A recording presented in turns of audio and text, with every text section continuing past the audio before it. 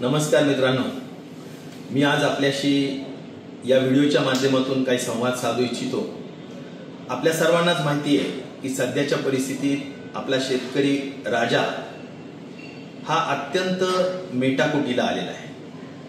त्याचं कारण असं आहे की सततचा पडणारा पाऊस, अतिवृष्टी, मालाला भाव नाही, बेरोजगारी, प्रचंड महागाई, प्रचंड मोठा भ्रष्टाचार, या सर्वच परिस्थितीनं त्याचं जीवन नको नकोसं झालेलं आहे। आणि म्हणून ज्या शेतकरी वर्गाला आपण बळीराजा म्हणतो, जगाचा पोशिंदा म्हणतो, आज तो पोशिंदा अडचणीत आहे आणि आपण बघ्याची भूमिका घेऊन चालणार नाही। म्हणून आपल्या सगळ्यांना मी विनंती करू इच्छितो, आव्हान करू इच्छितो की या सगळ्या प्रश्नांवर आज आपल्याला उत्तर शोधायचं आहे।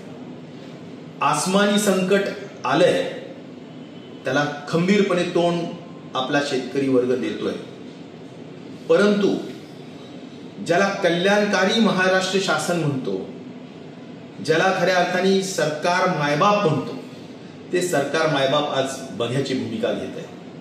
आणि त्यामुळं आसमानी संकट तर आहे, पण शासनाच्या माध्यमातून सुलतानी संकट सुद्धा निर्माण झालेलं आहे। कारण आज या सरकारकडून आपल्याला अपेक्षा आहे की आपण अनुदान दिले पाहिजे, आपण मदतीचा हात पुढे केला पाहिजे, आपण कर्जमाफी दिली पाहिजे, आपण सगळ्यात महत्त्वाचं रोजगार हमी योजना, हाताला काम, भावावर नियंत्रण, या सगळ्या गोष्टी करण्याची निश्चित प्रकारे आवश्यकता आहे।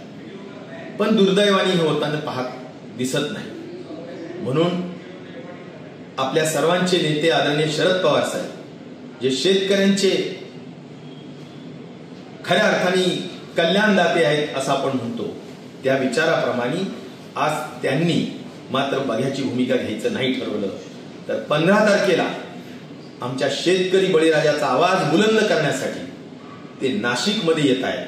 आणि नाशिकमध्ये आज जो काही मोर्चा, ज्याला आक्रोश मोर्चा, शेतकऱ्यांचा आवाज बुलंद करण्याच्या दृष्टिकोनातून त्यांच्या नेतृत्वाखाली, शशिकांत शिंदेच्या नेतृत्वाखाली या ठिकाणी जो राष्ट्रवादी काँग्रेस पार्टी शरद पवार पक्षाच्या वतीनं काढला जातोय, त्या मोर्चामध्ये आपण सगळ्यांनी सहभाग घ्या अशी नम्रतेची विनंती या निमित्ताने आम्ही करतोय। आपल्या सहभागातूनच महाराष्ट्राच्या सगळ्या शेतकऱ्यांचे प्रश्न सुटणार आहेत। आणि म्हणून आपल्या सर्वांना माझी विनंती आहे की आम्ही सगळेजण सहभागी होतो आहोत। पवार साहेबांच्या नेतृत्वाखाली हा आक्रोश मोर्चा आपण या ठिकाणी गोल्फ क्लब हाऊस पासून कलेक्टरांपर्यंत घेऊन जाऊया आणि त्यातून आपल्या प्रश्नांची सोडवणूक करूया, एवढीच आपल्या सगळ्यांना पुन्हा एकदा नम्रतेची विनंती आणि आवाहन करतो। धन्यवाद।